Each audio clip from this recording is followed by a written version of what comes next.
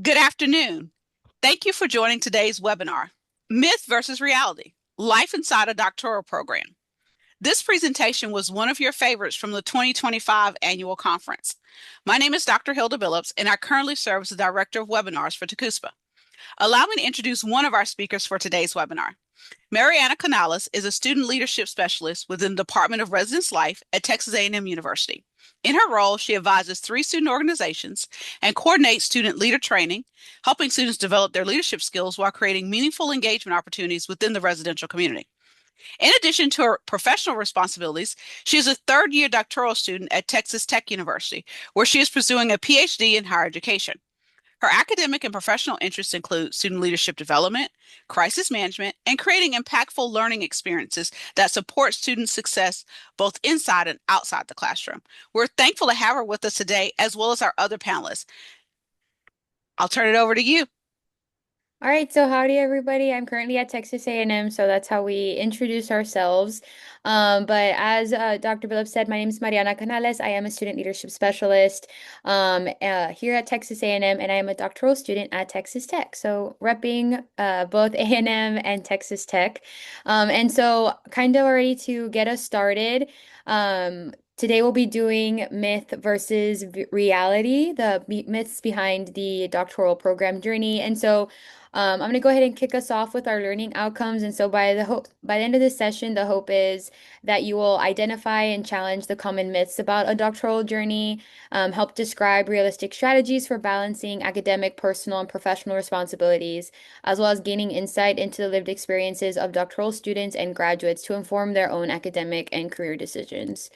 And so how we gathered the insights for this presentation. So I went ahead and shared a Google form that was titled Myth versus Reality, the Life Inside of a Doctoral Program, and encouraged doctoral students, whether they were recent graduates, currently in their program, barely started, to kind of provide some insights for us on their doctoral journey and what their perceptions were. And so all of these participants represented different stages of their doctoral journey, which was really cool.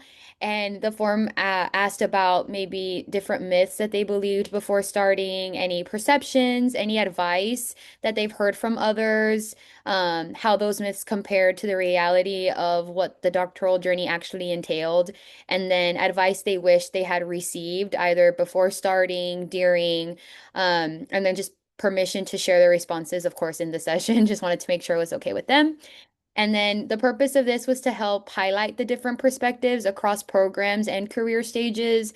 And then the panel discussion is actually supposed to ground that into that authentic lived experiences and just make conversation for more real, relatable, and meaningful, and aspiring doctoral students as well. So in the case any of you all are interested, hopefully, or are currently in your program, this might also just be that little push forward to continue on.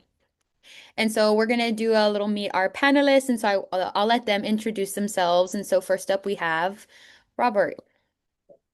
Howdy, I'm Robert Gonzalez. I'm currently a community manager at Texas A&M University. I oversee Hullabaloo Hall there, and I'm currently pursuing my Doctor of Education at the University of Oklahoma. Yeah. And then Robert, you want to tell us some of your interests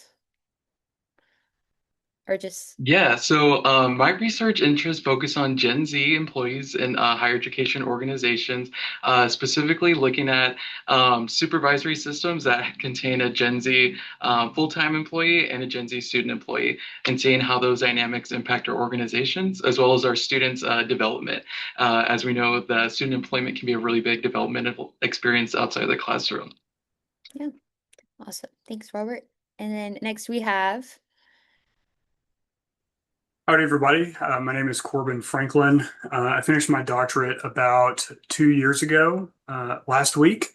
Relatively recent. And so I'm right now an assessment coordinator at Texas A&M University in student affairs, planning, assessment, and research. And most of my research kind of centers around student affairs as a workplace and student affairs as an organization. So what can we do as student affairs professionals to operate more optimally, but also what can we do to really sort of synergize the employee experience to be able to contribute to the overall academic mission. And then next. Hello, my name is Trent Pierce, and I work in the student advocacy and resource spaces on the higher ed student affairs side of the house. And so my dissertation research is around essential and basic needs support and how that might look different on various campuses. A lot of this work is affected by various federal and state policy. So how are we all interpreting this new legislation? How are staff mobilizing when the new legislation comes into place to help us really support students the best we can. So I'm entering into dissertation this fall. Whoop. All right, well, thank you, panelists, for being here with us and taking time out of your day. And so I'm going to go ahead and get us started. And so essentially we'll have like statements that come up, and before I reveal if it's a myth versus reality, I'll have our panelists kind of give some feedback and some thoughts, and then we'll see the responses from those in our Google form.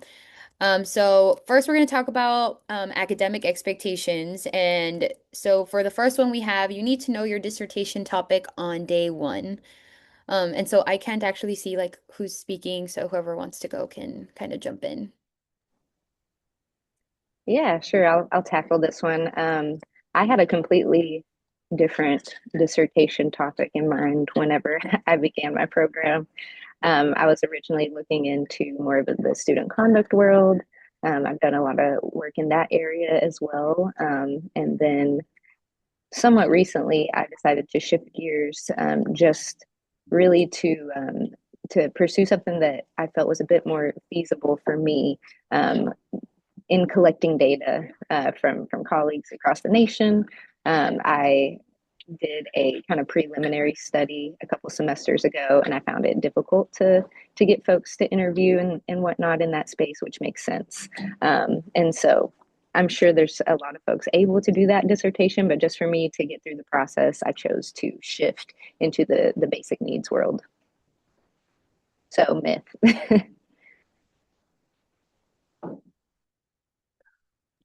So in my case, I actually came into my doctoral program with a fleshed out dissertation topic. But year two kind of changed to that. When I came into the doctoral program, I was very interested in competency development for student affairs professionals, specifically in the assessment arena, because as we all well know, assessment is something across the profession that is not often at the forefront, but it offers a really great opportunity for us to kind of understand what's happening on our campuses, what can we do better, and how can we kind of close the loop to be better for our students, right? But I came into the doctoral program in 2020. I started the fall after COVID kind of shook the world. And I started to realize that there was a lot of stuff coming out about the experiences of student affairs professionals, and a lot of folks talking about how working conditions were less than optimal.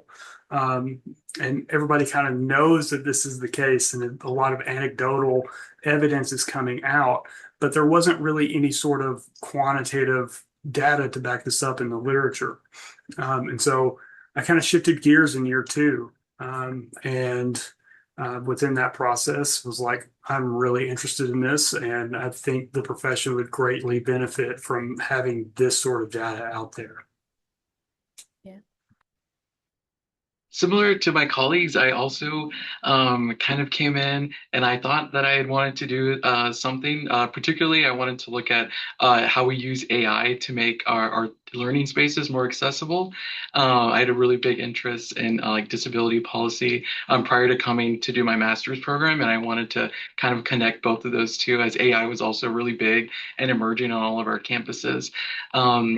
as I started working and progressing in my full-time job, I started talking with some other colleagues, supervisors specifically, who supervise student employees, and we're talking about how, the dynamics are a little bit different with Generation Z, how we're approaching things like accountability conversation, but also things like where, there are things where they would like some more mentorship, development, similar to what Corbin shared, a lot of anecdotal things coming up, but when you examine the literature, there's not a lot of data there, not a lot of studies there. And so I wanted to kind of hope to fill that gap and also just expand on some supervision literature as well. Yeah. Well, and because I'm also in a doctoral program, like I'll also add something as well. For me, I also came in with like a topic in mind, and while I guess you could say like the general topic has kind of stayed the same. The niche that I want to like go into is kind of different. And so that also happens as well. From talking to other individuals, they say like the area that you're in is more likely, more or less, an area that you're going to end up wanting to do research on just because that's where you have a lot of questions. And so I thought that was helpful. But yeah, so based on kind of what everybody said, it is actually a myth. You need to know your dissertation topic on day one. No, it over time throughout your program, the different classes that you take, your interests will kind of vary, and that's where you'll see also like your passion areas do come into place. And I've also seen, or currently being in a program myself as well, you will actually use your coursework sometimes to even build off of your dissertation topic. That was some great advice that I received, and that kind of helped me narrow down. Like, is this something that I'm interested in? Like, I remember I think it was student sense of belonging in the residence halls. Like for one of my first like peer-reviewed or academic papers that we had to write for one of my classes. And while I enjoyed the topic, I was like, I don't know if I really want to do this for the remainder of the program. And so really trying to dive into different areas to see like what I was really enjoying. And so the reality of that is like your research interests will evolve through time. And so I'm going to provide some of kind of quotes that we got from our Google form. And so one common myth is that you must already have fully formed research topic before you begin. In reality, many refine or even change focus during the early stages. Um, Dr. Rafael Almazar also said it's very competitive, but it's also very supportive and encouraging if you have the right faculty mentor. And I'm actually seeing that currently as well with the chair that I have. He's been very supportive in that process and hearing all of my brainstorming ideas. I don't know if anybody wants to talk about their chair experience, but um, and then another doctoral candidate who didn't want us to like to say their name, but for anonymity purposes, they did say I used to say I loved quantitative research, but after my second quant class, I found myself leaning toward qualitative, and that's okay. We grow and evolve throughout the journey. Um, and so I really laughed at that one after having taken quant and qual. Bo knows a little bit more what I'm talking about there. But anything else anybody would like to add? Yeah, so I you brought up a really good point with Raphael's quote is that at least with my experience with my chair was that I came in and I really wanted to just boil the ocean. I want to do everything under the sun and wanted to do all of these research studies into one dissertation. But in reality, a perfect dissertation is a done dissertation. And that's really the reality of it is narrowing that scope. And yes, it is very competitive, but it's really just competitive to compete with yourself.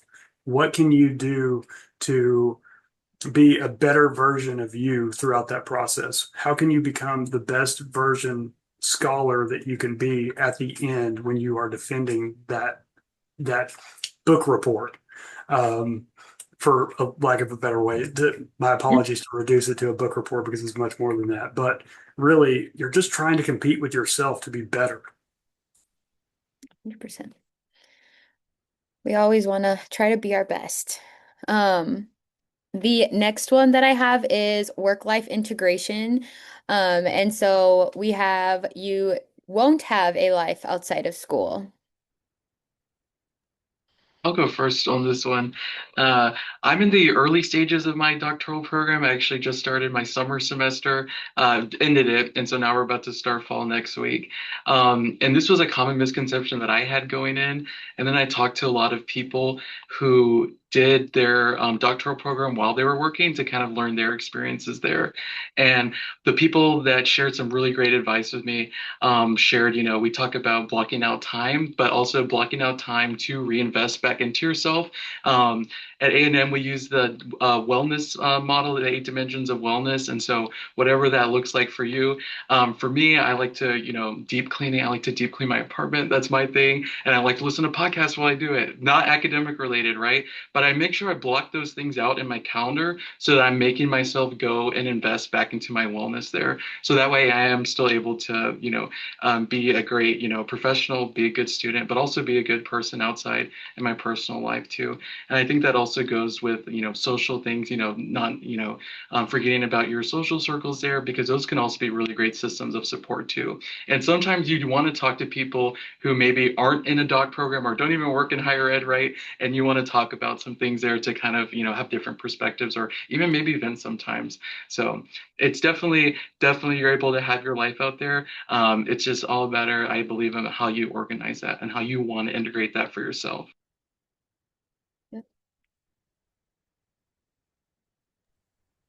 Yeah, I definitely agree.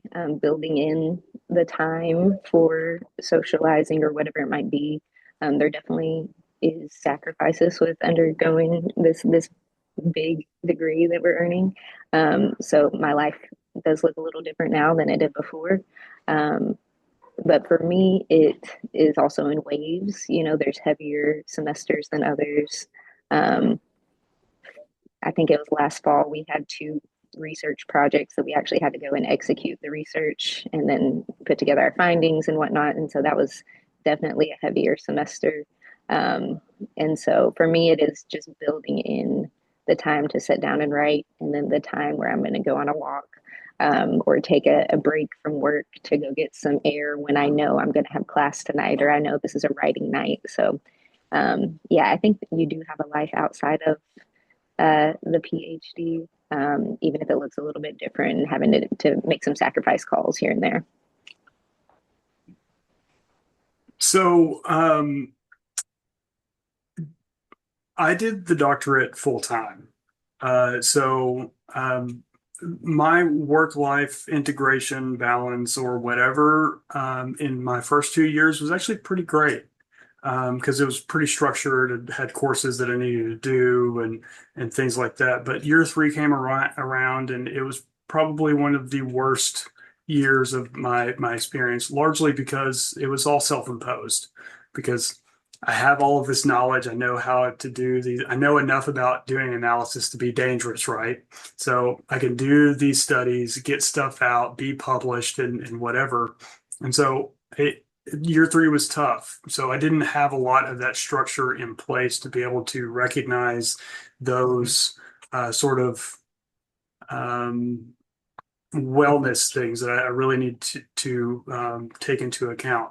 But as I moved into the dissertation process, and after doing comps and doing my proposal and things like that, my chair was really great and said, "Hey, it's time to get serious because you need to get done. And whatever you need to do to make that happen, let's make that happen. Whether you need to go on a bike ride or um, take a time away from this. But again, you can't boil the ocean. You need to get out. You need to be done so you can do the real work after you're done." And so it wasn't really until after I graduated and was done when I realized, I took a lot of time away from life. And um, now I'm at a point where, life is kind of at the forefront, and I'm able to integrate a little bit more of life and work and research a little bit more effectively. So, um, all that to say is, don't do what I did. Do what Robert and Bo and Mariana are doing.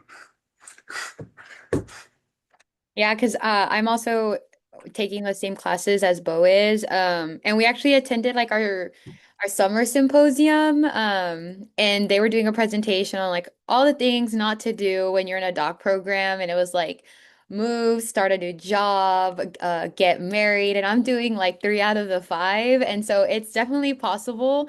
I will say it is a little bit harder, but I do think what's interesting about like the work life integration is that you need like a good support system. And so I think also making sure that you're pouring like taking time to pour into not only yourself, but also like your family and your friends and that support group that you have. Corbin is actually someone that I actually talk to a lot, who's been a real good support system for me throughout my journey. But it even like my family as well, I couldn't have submitted like submitted some assignments um or even just like someone to brainstorm with has also been helpful as well throughout this whole process. And so finding what works best for you, because what's going to work best for maybe Robert or Bo or even Corbin is might not work well for me and my schedule or my work environment. I work really late, weird hours sometimes with work. But in case you don't know, this is a myth. And I'm going to go ahead and say some of well, the reality is that the boundaries and flexibility make balance possible. And so we kind of all touch base on that. So that was great.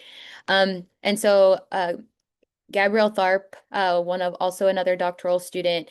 She's also, I want to say, in her prelims as well. But the program will consume as much of your free time as you allow it. If you stay on top of assignments and you prioritize things that fill your cup, you can still be who you are as a human. And I really liked that quote because who we are as a human, I think that plays a real big part on why we even started the journey as well. Um, and then Rachel Forbes, who's currently in my program, she put, I thought I wouldn't have to change my current schedule. And she says that I've had to make many more sacrifices than I anticipated. And sometimes that also comes depending with, if you have to commute for school, if it's an online program, if you have a family to think about as well, that also plays a really big part. And then this was just a first year doctoral student, and they said that balancing school and a full-time job is like having two jobs. And the key is to find a routine that works for you. It may not look the same for others, and that's okay. And so I appreciated that as well, especially as someone who's also working while doing their doctoral program. Our next topic is flexibility in a doctoral program. And so we have doctoral programs are rigid and prescriptive.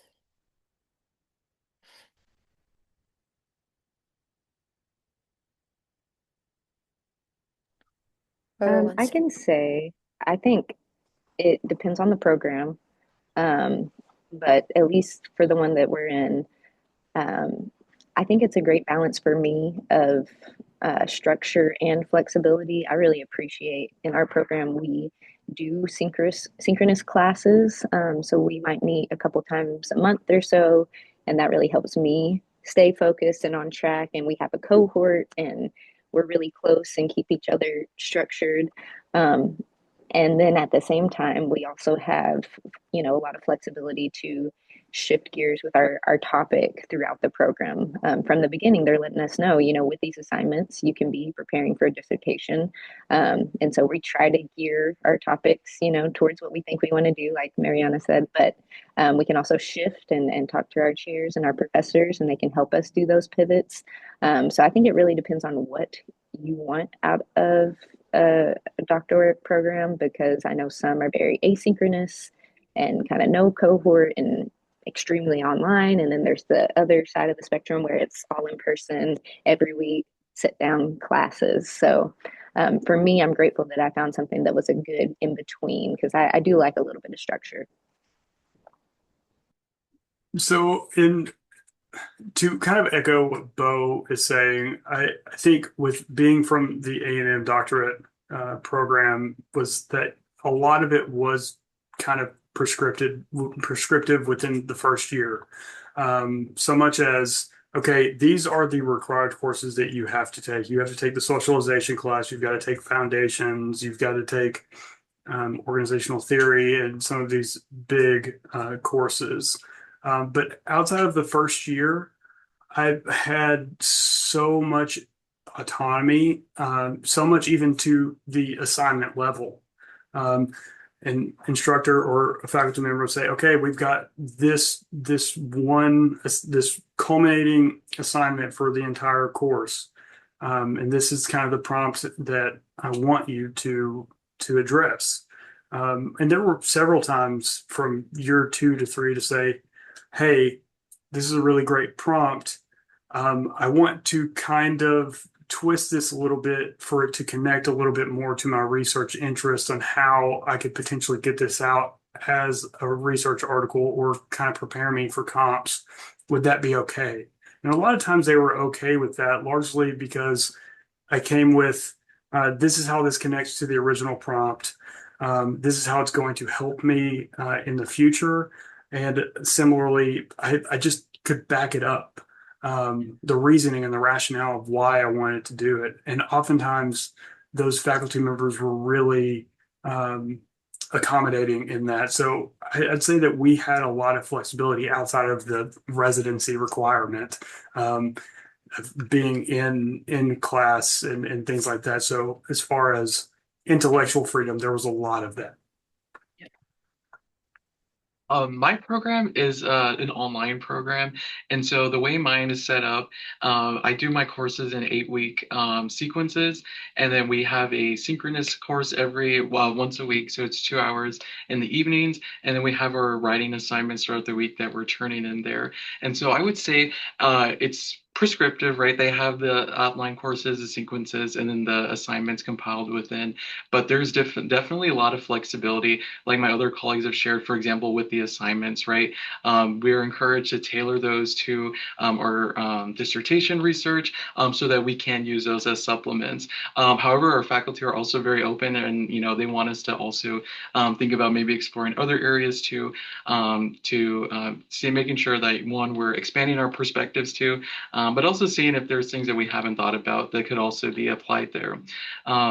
And another thing that I like about my program too here is they really emphasize the practical aspect of the research part. Every assignment we get, we're required, of course, to have our sources to cite, our research articles and data sets that we're utilizing. But they also have a requirement where talk about how you can integrate this into your job or your organization as a whole, which I really appreciate because it helps me a little bit more with the explicitity to, make that connection between the theoretical and the practical side there. But I did choose my program for that, flexibility in the online area, which has helped me a lot in my full-time position. 100%. And so I think everyone brought up great points, and just keeping in mind that every program is different, and sometimes like the expectations that they set or the timelines, all of that can look a little bit different depending on the program. But this is also a myth. And the reality is there's freedom and adaptability are essential. And so making sure whenever you are picking your program or going through your program, I can't count the amounts of times where like I've reached out to professors for, extra help, or like there was some family situations as well that were going on. And so your faculty are great and they want you to succeed. And so I think that's also where that communication comes out. And then looking at your timeline for your program. And so I really like Josez. He's also a doc student. He's also, I believe, in his prelims as well. And so there's no right time to start a program, and the best time to start is when you feel ready. And so I've also heard like a lot of students, they'll talk about, oh, I haven't started yet. I'm thinking I'll do it this year. And sometimes you just need that little extra push to go ahead and start. Um, Dr. Neil Guillermo also said, I expected very little flexibility and more in terms of prescribed courses of study and progress, but realized we are free and expected to chart our own course. And I think there's also some beauty in that as well, is figuring out your own journey, figuring out your research interests as you go along. And then Mason Barker also said, "Will be willing to be flexible and not compare your experience to those who have gone before you or those alongside you, especially sometimes maybe in cohort models or individuals that who started the program at the same time as you. Sometimes they'll finish before you and sometimes they'll finish after. And so just remember, like we all take our own time to go and write as we need to write, or finish our work as we finish." The next one that we have is imposter syndrome. And so if you're in a doctoral program, you must already be an expert. I'm done with my doctorate, and I feel like I know less now than I did when I started. And I don't know if others echo that too, but I think the doctoral program made me acutely aware of what I don't know. Yeah. And it made me very prepared to answer a question and be confident and say, I don't know. And that's okay. And when I did start the doctoral program, I felt very strongly that I knew a lot more than what I did. And I was humbled very quickly because there are very, very brilliant people that you are taking courses with that you can learn from and just really sharpen your toolbox. Um, and it is a very humbling experience. So all that to say is you don't need to be an expert. You just need to have a willingness to learn and pull from others, pull from literature, and just see what you can ultimately contribute, but also take from others' experiences and their knowledge, because this is all a process.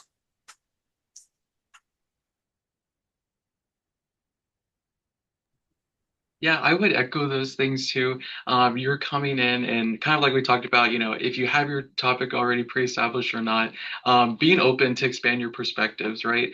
And I really like, Cor, when you talked about like the colleagues and the people that you meet in your program are really great sources there too. In my program, I have people that, range from working in, student affairs. I have someone who works in Res Life that's a senior leadership person, and I have someone that's an AVP at an institution at a small private institution, right? And so those different experiences bring in different perspectives. And even in the two courses that I've taken, I've already been able to borrow from them and expand my own research. And even, just through a conversation like, hey, how does this show up at your institution? How does this show up here, right? And so, yeah, no need to be an expert, but there are definitely, you can learn from your peers as well. And then also being able and being open to just, look at the literature, maybe look at literature areas that you maybe didn't think would be related to your topic. I've experienced that a lot too, and where I have found maybe other industries and other sectors where this problem exists or similar research is being done that I can borrow from. So I think it's all about being open and willing to expand your perspectives. Yeah, absolutely agree. I think we're learning how to be curious in a productive way. Can we just with an open mind scour, 30 different references, 30 different articles, and then pull together a gap in that literature, and then be curious enough to know how to address that gap and ask questions about the gap in this study. So no, I think it's important that we're not experts in the topic because we're here to research. We're here to learn more.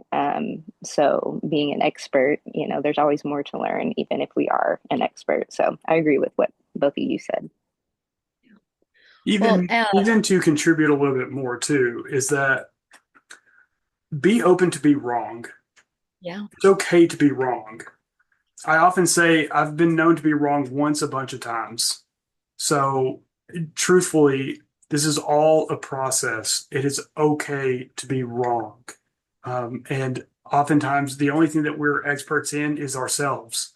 And nobody thinks about ourselves more than we think about ourselves. So, honestly, roll with the punches. You're going to be wrong. It's just another opportunity to learn and grow and really kind of expand your thought process. Well, and I think what the going to be wrong is like sometimes your professors, your cohort members might even have like a different way of thinking.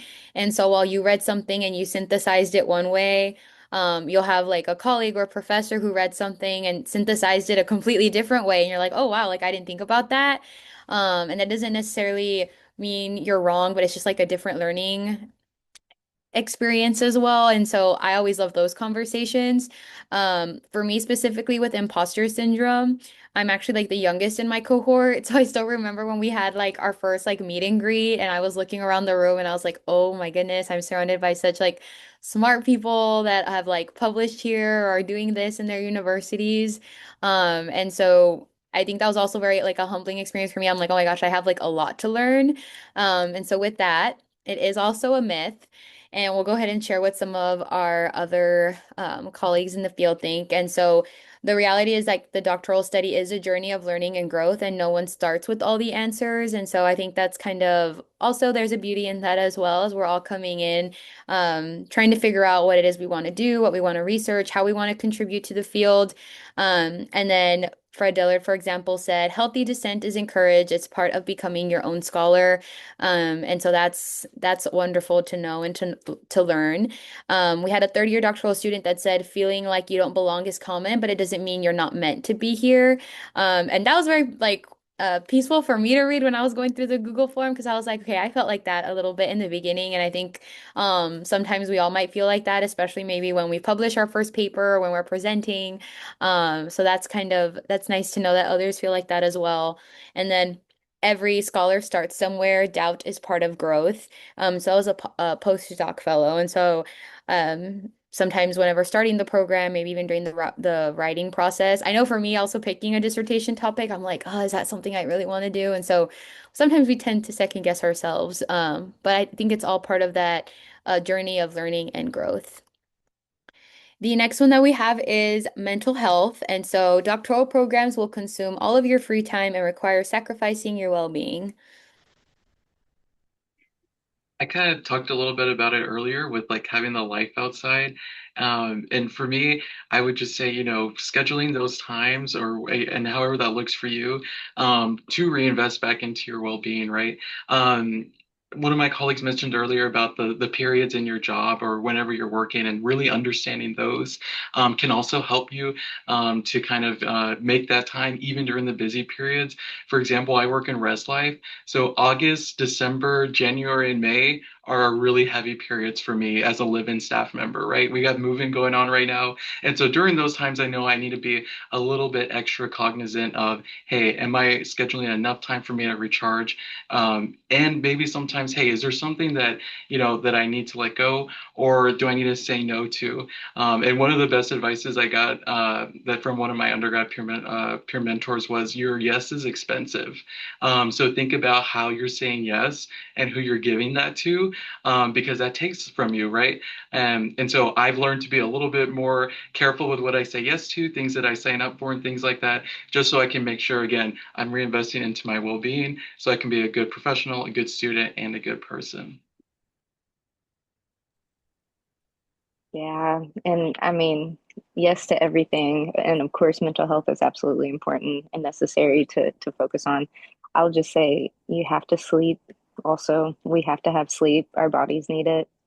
Um, I will be one of those people that works all day and then I'm like so tired, I just kind of like chill for a little bit after work, eat dinner, and then next thing I know, it's like 10 p.m. and I'm writing until like 2 or 3 a.m.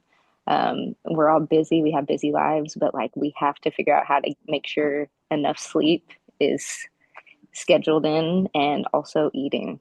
So, Yeah.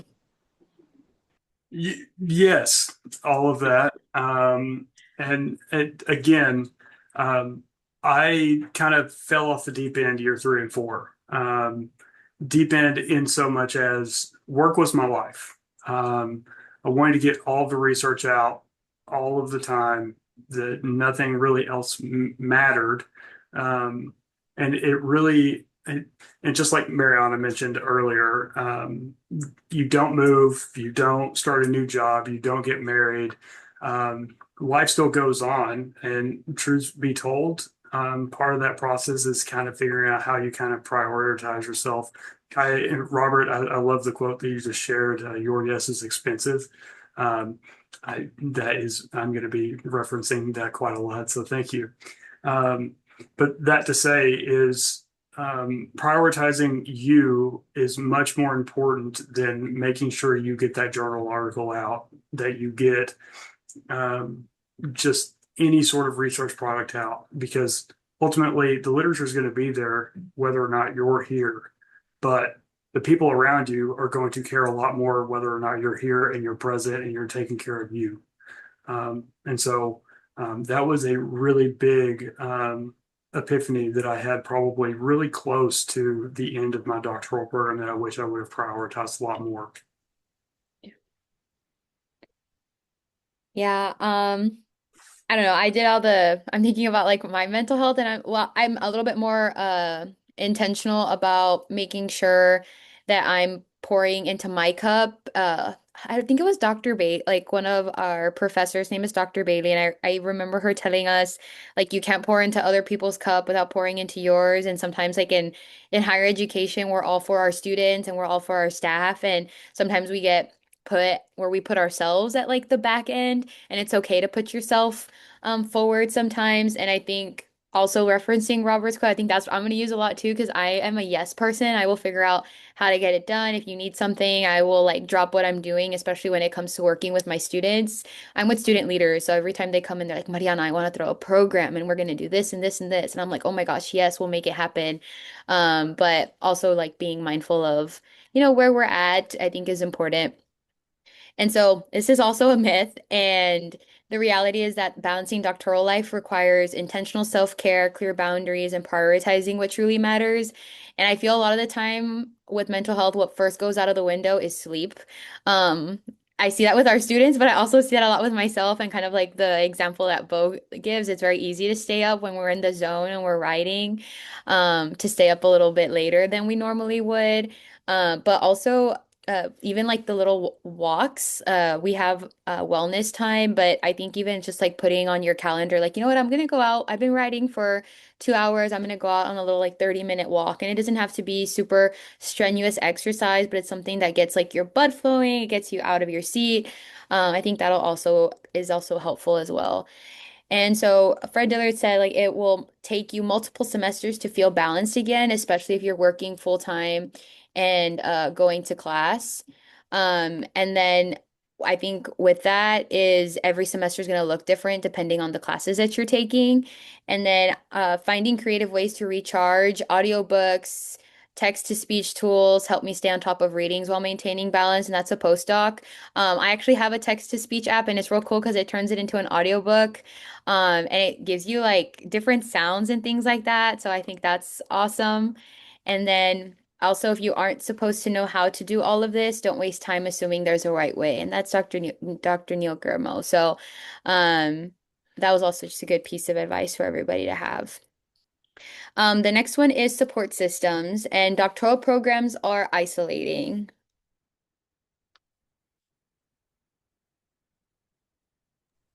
I think, especially depending on your program, it could be if you let it. Um, like I mentioned earlier, we're in a cohort model, and so thankfully we've been able to lean on each other a lot, but we have been warned as we're entering into dissertation that it can become a lonely world where, I mean, it's just you sitting down and writing. And so I think while we can let it get to that point, it's important that we don't. And like we've been talking about this whole time, it's important to find outlets, to find time for your life outside of dissertation, for movement, for rest, and taking breaks with the people that you care about. And then, yeah, who are you leaning on maybe to help stay accountable? Who are you leaning on when you do want to maybe go socialize? You have a friend that y'all like to go on bike rides or whatever. So while it can become isolating, it's important that we try to stay ahead of it. Yeah, I agree with your what you said about staying ahead of it. And I also think too, like there's support systems can exist in a lot of places, right? You can have that in your doctoral program. But for me, what I found it's actually a lot of my colleagues that are in different doctoral programs. So Mariana is one of those people. I feel like I go to her office all the time and I talk to her about, some of the researching, some of my class things that are going on there. And another one is Fred Dillard, has quotes in here, who's my supervisor. He's in the doctoral program too, and so we talk a lot about what we're doing, how we're feeling about it. Maybe even we're also pretty real about struggles and things that we're going through.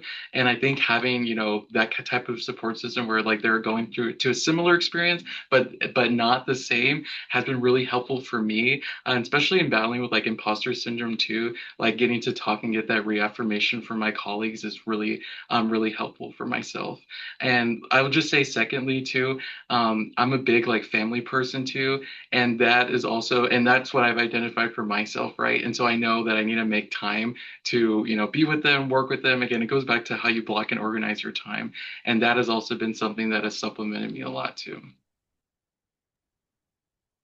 Yeah, absolutely. Echoing both what Bo and Robert mentioned, I will say that my then fiance, if she was not there, I would not have finished. And she knows a heck of a lot more about academic capitalism than she cares to admit.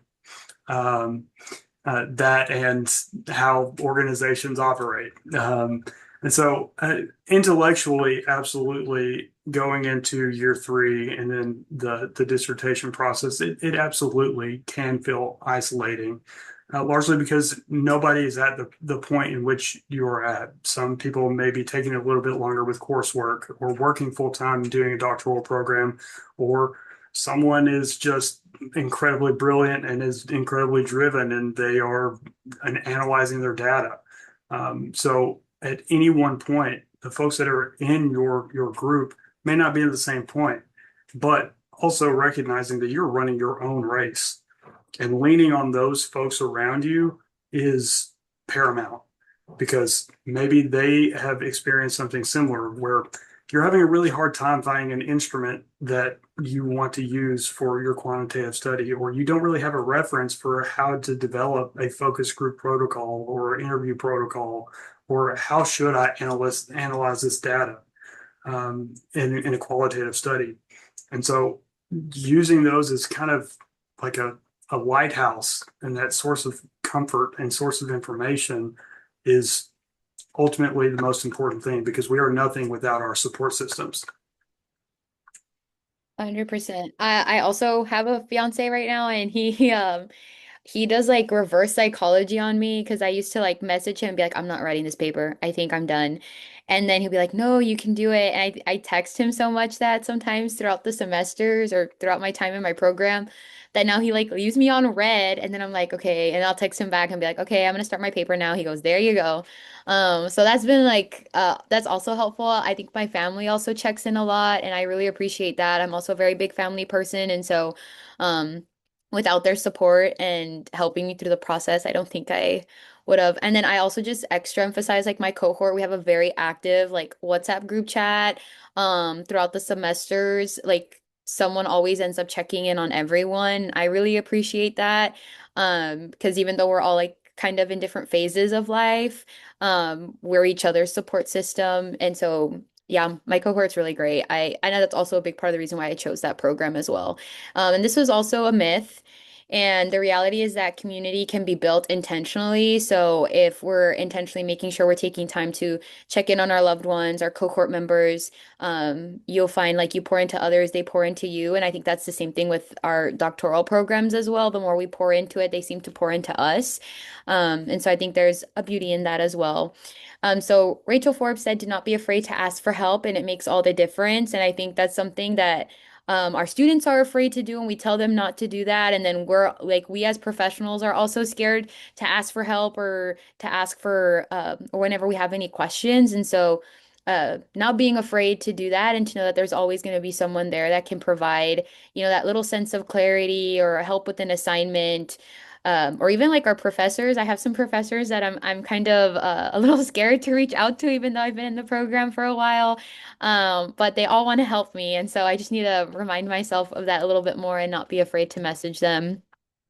And then Dr. Rafael Almazar said, I was intentional about taking classes with my cohort so we could support each other. And that's how I got through. And so that depends on your program, but a cohort model can also be a little bit more supportive as well. And then Gabby Tharp, our professors want us to succeed and are flexible when life happens.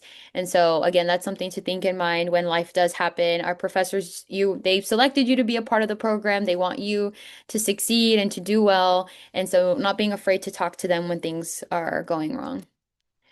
And so some of the key takeaways from the amazing thing that our panelists said and the purpose of this presentation is we did ask well, I'll let them say their piece of advice that they wish they had known, if anybody wants to share, and then I can go ahead and share what our Google form individual said. I would just share again that your yes is expensive, so just be mindful of how your the commitments that you're doing, and kind of going back to that well-being piece, whatever that looks like for yourself, and how to recharge and to take care. Just work to integrate that into your schedules if at all possible. Because in my experience, in my personal and talking to colleagues, I feel like some of those like critical health things that we talked about, like sleep, eating, movement, right? Those are some of the easy things I think to go. So I think just keeping those in mind as you progress and go through. Yeah, I think I'll share, circling back on, you don't have to be an expert. We are here to learn. We are paying an institution for them to teach us these skills. Um, so we don't have to come in being an expert. We're here to take in and learn as we go. Sometimes it's good to just trust the process. Similar to you, Corbin, I just kind of want to hit the ground running and be spinning my wheels, but at a certain point, I was just like, let me just follow the syllabus and learn as I go and take it all in. So Yeah, really great takeaways from Robert and Bo. But I think the thing that I would say is no one can really read your mind. Um, your faculty, they have their own lives going on. They're worried about their own research work, their teaching, and similarly, your colleagues, your cohort mates, and whatever else, they also have their own priorities. So whenever you feel at a point where you're kind of struggling, you need help, um, those folks want to be there for you. They want to be a guidepost. They want to be a lighthouse, because honestly, you're not going to make it through this by yourself, because we are an aggregation of the experiences that we have with others. And so nobody operates within a silo. We are absolutely a result of multiple interactions, multiple and myriad experiences that ultimately build us into the scholar, professional, human that we are at the end of it. And ultimately, the end of the doctoral program is not the end, it is merely the beginning. And so the more that you build up those structures and those relationships through this process, the better off you'll be as a human, as a professional, and as a scholar. Great takeaways. And to add to everything that everyone has said is try not to make the process harder than it needs to be. Follow the syllabus, read the literature, and trust the process. I was one of those people in the beginning that I would overanalyze the syllabus, and so 100% agree. Um, and then Gabby said, reflect on what you need to be your best self and schedule time for that immediately. And I actually love that. I think something that's also gotten me through my program is I am a big journaler. And so I've talked about, I did that through my grad program. I'm definitely doing that throughout my doctoral program. Where like once or twice every week, I like to like reflect on like the things that I've learned or just where I'm at, where I'm feeling, drained. And so that's also kind of like a little mental check as well for me of like, how much writing am I going to get done? How much do I think I can do? But just like a good reflection process. And it's been kind of cool to go back and to look at. And then Dr. Rafael Almazar said, you do not have to pursue a faculty route. You can carve your own path. And so I think that goes back to kind of what everybody said about how everybody's journey has kind of looked a little bit different. And that's okay too. And so that's also awesome. And so with that, let's connect. And so I did put like my email, I did put my phone number. I actually realized that I did that. But if anybody wants to text me, I can do that as well. But that's my work email, my student email. Um, and then just thanks and gig 'em. Yeah. Thank you so much for viewing this webinar. Mariana, Robert, Bo, and Dr. Franklin, we appreciate you taking the time to share with us today. Our next webinar will premiere on our YouTube channel on Wednesday, September the 2nd at noon. Registration is open for our 2026 conference. This year's theme is Leading Through Change. Finally, the TACUSPA membership year runs from January to December. If you're not yet a member of TACUSPA, we encourage you to join us. Thank you and have a great day. Thank you.